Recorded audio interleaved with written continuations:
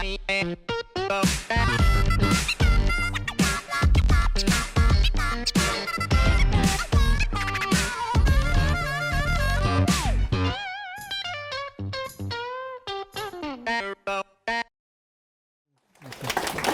안녕하세요. 오늘 주제에 대한 부분들은 익숙한 새로움이라는 키워드를 잡았어요. 사실은 제가 예전에 6평짜리 떡볶이 집을 시작했을 때 그때 너무도 간절하게 있었으면 하는 존재가, 그래서 제가 아마도 지금 여기 계신 사장님들 또 혹은 사업을 준비하려고 하시는 분들에게 그때 제가 간절하게 바랬던 그런 존재가 조금은 될 수 있지 않을까라는 생각에서 용기를 내서 나와봤습니다. 저는 뭐 아시다시피 조스 떡볶이라는 떡볶이 브랜드하고 그다음에 바르다김 선생이라는 김밥 브랜드, 이 두 가지를 운영 중인 조스푸드 대표 나상균입니다. 내가 가장 끌리는 게 아무래도 이런 외식 분야였었어요. 제가 먹는 것도 좋아하고 그다음에 또 그런 상황들을 이렇게 호기심 있게 보는 것들을 좀 즐기고, 고려대학교 앞에서 친구들을 만나기로 했는데 너무도 장사가 잘 되는데 제가 보기에는 너무 지저분하고 불친절하고 뭐 맛도 별로 없는 것 같은데 왜 이렇게 잘 될까. 제가 떡볶이집을 하겠다는 생각은 떡볶이가 어떠한 여러 가지 의미가 있었던 게 아니었고요. 사실은 너무도 지극히 이기적인 이유로 시작한 거예요. 그래서 매달 한 150만 원에서 한 200만 원 정도의 수익만 나오면 난 너무 좋다. 오히려 너무도 이렇게 몸과 마음에 힘을 주고 나는 반드시 이걸 성공시키고 이 동네를 접수하고 옆 동네도 접수하고 이렇게 뭔가 몸과 마음에 힘을 주지 않고 시작했기 때문에 오히려 결과가 좋았지 않았나. 뭐 지금도 열심히 노력을 하고 있습니다만, 익숙한 새로움이라는 단어가 어떠세요? 굉장히 익숙하면서도 또 새롭고 생소하기도 하고 그렇죠. 저는 치킨 시장이 아직도 기회가 많다고 생각하는 사람입니다. 왜냐하면 지금 현재의 치킨 비즈니스를 그대로 보면 빈틈이 없죠. 완전 레드오션 중에 레드오션인데, 저는 그 익숙한 시장 속에서 분명히 고객과의 그런 접점들, 그 다음에 우리가 익숙하게 받아들였던 것들, 그런 것들을 완전히 다 벗겨버리고 다시 그 시장을 보시면 분명히 새로운 부분이 있을 거라고 생각합니다. 저희가 뭐 여기 써 있지만 수천억의 매출을 대기업을 경영하는 이도 아니고, 저는 최첨단 IT 기술을 가진 기업을 소유하고 있는 아니지만 여러분들하고 이제 외식 관련된 사업을 구상하면서 조금 먼저 고민했던 사람으로서 실제 고민했던 내용들과 방법을 함께 나누려고 합니다.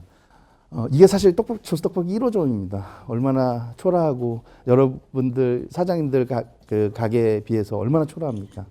그 2천만 원 가지고 만든 가게고, 여기에 모든 것은 다 중고입니다. 다. 이 안에서 어떻게 해야지 내가 이 조스떡볶이라는 브랜드를 이 안암동 동네가 아닌 조스떡볶이 시장에서 브랜드로 성장할 수 있을까라는 걸 끊임없이 고민했습니다. 항상 그 보이지 않는 곳에 대한 부분들을 고민하고 또 그걸 고도하기 위해서 계속적으로 노력을 했습니다. 저희가 처음에 떡볶이가 좀 길었어요. 근데 이제 여자 고객분들이 오셔가지고 그걸 다 이렇게 잘라서 드시는 거를 보고 아예 처음부터 조금 짧게 하면 어떨까. 우리 립스틱 뭐 이런 화장을 하는 분들은 그런 것들에 대해서 민감하기 때문에 그런 부분을 좀 짧게 하면 좀 드시기도 편하고 양념도 좀 묻는 면적이 많고 훨씬 더 깨끗하게 드실 수 있겠다라는 고민을 했었습니다. 예전에 우리가 익숙해져 있는 게 뭐죠? 아까 말씀드렸지만 익숙한 김밥집에서의 포장은 쿠킹 오일이었습니다. 그 쿠킹 오일에 그냥 말아서 봉지에 넣어드리고 단무지 한 3-4개 들어있는 거 묶은 그 봉지가 들어가 있고, 나무젓가락은 그냥 일반적인 시장에서 쓰는 그런 잘 쪼개지지 않는 나무젓가락. 저희는 그걸 다시 들여다봤습니다. 여태까지 익숙해져 있었기 때문에 그거에 대한 문제를 누구도 제시하지 않았지만 우리는 내부적으로 그거에 대한 문제를 도출해냈죠. 그 다음에 냅킨, 뭐 패키지 이런 것들이 고객에 대한 입장, 까다로운 고객의 입장에서 생각하면 다 보입니다, 사실은. 예. 근데 지금은 우리가 익숙해져 있기 때문에 그런 것들이 안 보이는 거죠. 대부분 뭐 참기름, 향, 막기름 뭐 이런 거를 주로 많이 썼었고, 그럼 우리는 좀 기본으로 좀 돌아가자. 그리고 언제부터 단무지가 노란색이었지? 의문을 갖기 시작했습니다. 우리 익숙하지 않습니까? 단무지는 노란색. 그 고객들이 받아들일 수 있는 프라이스군에 쓰기에는 굉장히 쉽지 않았던 계란이었는데, 저희가 이제 항생제를 쓰지 않은 그런 계란들을 찾아서 모든 제품에 이걸 쓰기 시작했습니다. 이런 내용들이 이제 여기 들어가 있습니다. 초창기에 직원 12명, 뭐 조금 지나고 12명 이렇게 됐었을 때 매장이 폭발적으로 늘어나는데 이걸 관리하는 게 너무너무 힘들었습니다. 그렇다고 그러면 관리를 느슨하게 해야 되느냐? 저는 그때부터 지금까지 변함이 없는 게 프랜차이즈는 교육하고 관리입니다. 예. 그게 지금도 한 번도 흐트러진 적이 없고요. 지금 우리나라에서의 프랜차이즈들이 뭐 물론 저희도 뭐 100%다 잘하고 있다고 볼 수는 없지만 노력하고 있는 부분이 영업 개설보다는 관리와 교육이거든요. 이거는 저희가 초창기부터 이렇게 지켰던 원칙인데요. 당일 생산하고요. 저희가 생산하는 게 만약에 어제 이제 하루 전날 주문이 들어가면 그때부터 만들기 시작해서 그 다음날 새벽에 생산이 끝납니다. 그럼 그 생산된 거를 적재해서 그날 다 이제 배송을 하는 거죠. 근데 그때는 뭐 이 데일리로 배송을 하는 것 자체가 그런 망들이 뭐 대기업들 망 외에는 없었기 때문에 저희가 지방이나 뭐 제주나 이런 데에 진출을 할 수가 없었어요. 왜냐하면 약간 욕심이 생기기도 했지만 이게 우리가 갖고 있는 원칙들이 깨지면 이게 우리가 그 이후에 경영 활동이나 이런 것들이 약간은 조금 거짓말을 하는 거일 수도 있겠다는 생각 때문에 그런 인프라가 갖추어지기 전에는 서울 경기에 집중돼 있었습니다. 저희 매장들이. 네. 근데 제가 그때 눈을 감고 상상했던 걸 제가 한번 그냥 똑같이 한번 해볼게요. 형광등 불빛이 아니고 약간 따뜻한 전구 같은 불빛에 맛있는 고소한 참기름 냄새가 나고 저기서는 제육덮밥 같은 고기를 볶고 있고 앞에서 김밥을 마는 여사님들은 오세오세요라고 되게 아주 인자한 미소로 인사를 해주고 직원들은 자리를 안내합니다. 물을 갖다 주고 이런 음악이 나오고 아주 디테일하게 상상을 했습니다. 이게 저는 스케치라고 생각을 하는데요. 이 스케치는 아주 디테일하면 디테일할수록 좋습니다. 오감을 다 4D로 상상을 하는 겁니다. 냄새, 그 느낌, 그 거기에서 나오는 음악, 그다음에 그 직원들의 미소. 잠깐 우리 한 1, 2분 정도 잠깐 상상해 볼까요? 잠깐 눈 감아 보시고요. 지금 가게를 운영하고 계신 분도 있으실 거고 아니면 지금 시작하시려고 하시는 분도 계실 텐데요. 내가 어떠한 가게를 꿈꾸고 있는지 한번 그려보시죠. 자, 이제는 스케치가 끝났어요, 여러분. 예. 원하는 가게들이 그려졌습니다. 이제는 거기 색칠을 해야 되는데요. 이제 그게 어떤 세상에서 벌어지는 많은 일들에 대한 관찰입니다. 저는 김밥을 해야겠다는 생각을 했었을 때 김밥집은 단 한 군데도 다닌 적이 없어요.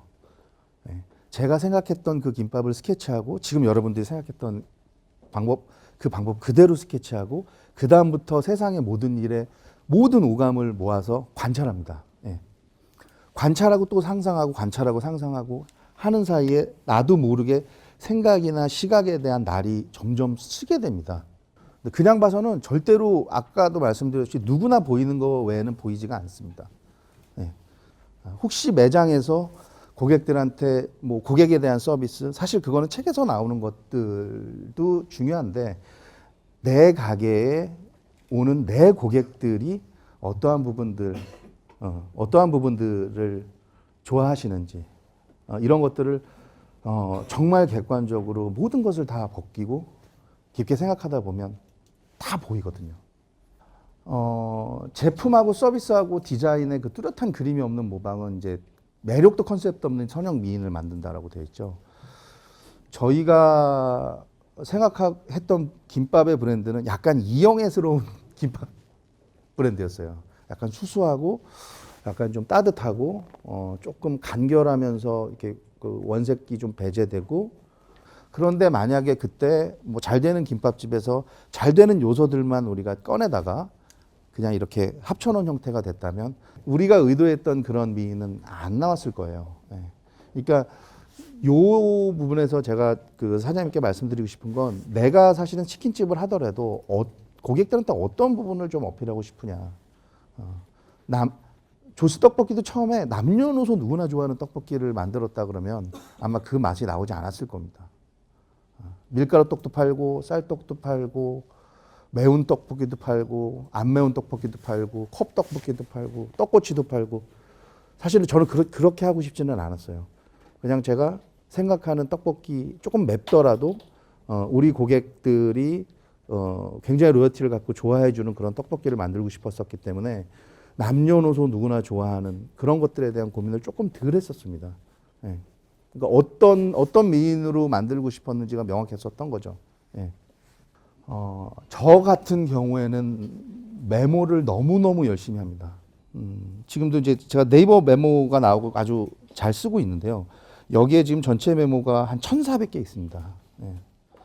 지금 이제 그 카테고리를 보고 뭐 관련된 거, 브랜드에 관련된 거 이렇게 카테고리가 많이 사진과 내용들을 제가 계속적으로 이렇게 메모를 합니다. 이게 지금 아까 말씀드렸던 색칠하는 작업입니다. 저는 제가 너무도 이것들에 대한 그 결과가 좋게 나타나고 이 작업들이 무의미하지 않기 때문에 저는 지금도 많은 메모들을 하면서 머리를 조금 더 가볍게 그렇게 지금 하고 있습니다. 이게 실질적으로 제가 미국 출장을 갔을 텐데요. 여지없이 여기서도 막 쓰레기통을 뒤집니다. 이렇게 무슨 제품을 쓰는지. 그 다음에 사실은 이게 뭐 그냥 주스집을 지나면서 이렇게 메모를 하고 있는 걸 사진을 찍고 있는 거를 누군가 이제 찍어준 거고요. 여기 이제 공항에서도 이제 메모하고 있는 것들. 그다음에 아까 제가 잠깐 뭐 핸드폰으로 보여드렸던 이제 메모에 관련된 겁니다. 뭐 매장의 숫자를 넘버링하는 법, 뭐 이렇게 아주 디테일하게 생각나는 대로 막 이제 쓰는 거죠. 뭐 사진도 같이 이렇게 찍어 가고요. 저도 노력하는 부분입니다. 완성됐다고 볼 수는 없어요. 저도 아직 모자르지만 아까도 누군가가 배려를 했을 때 너무도 진심으로 눈을 마주쳐서 감사하는 표현을 하려고 하고 있고요. 그다음에 나도 누군가에게 그런 배려를 하려고 노력을 하고 있습니다.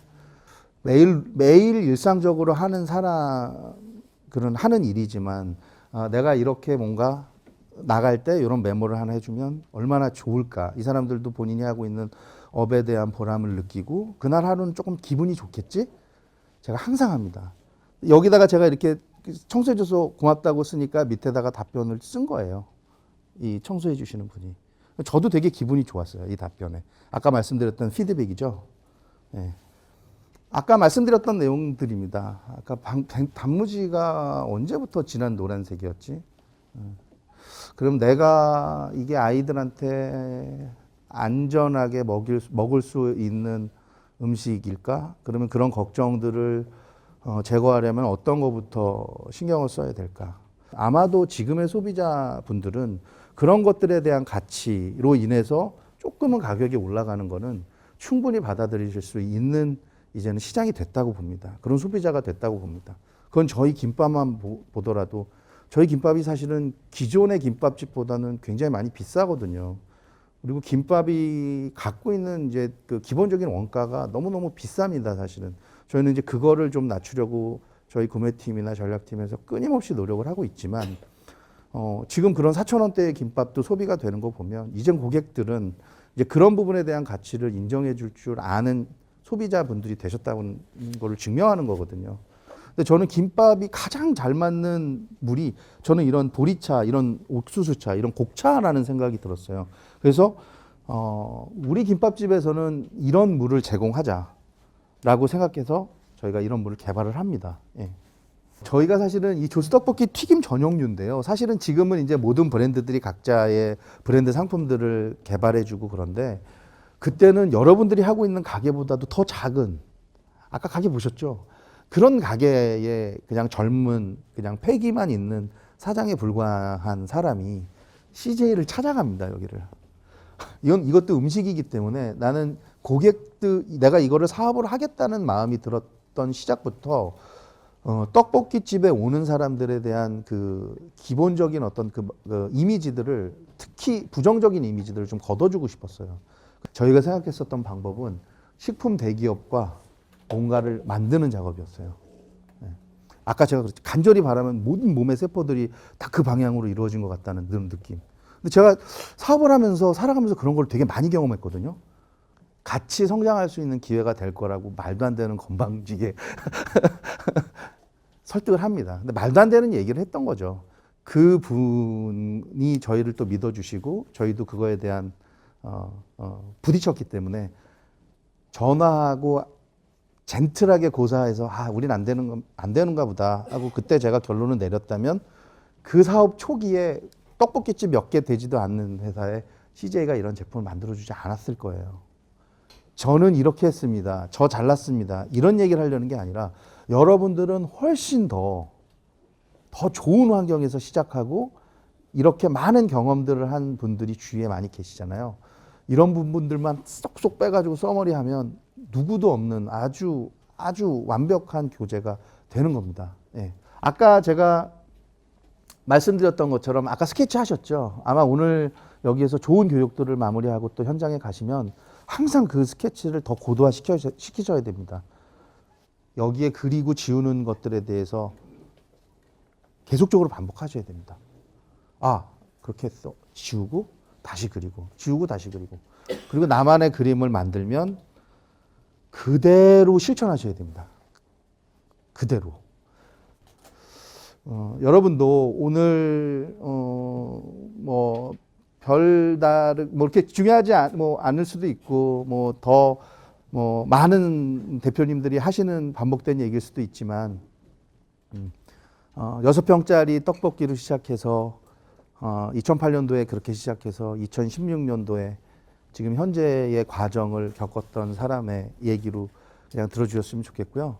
앞으로도 각자의 그 자리에서 큰 결과가 있는 그런 건승하실 수 있는 그런 사장님이 되시길 바라겠습니다. 지금까지 호기심 많은 소년 나상균이었습니다.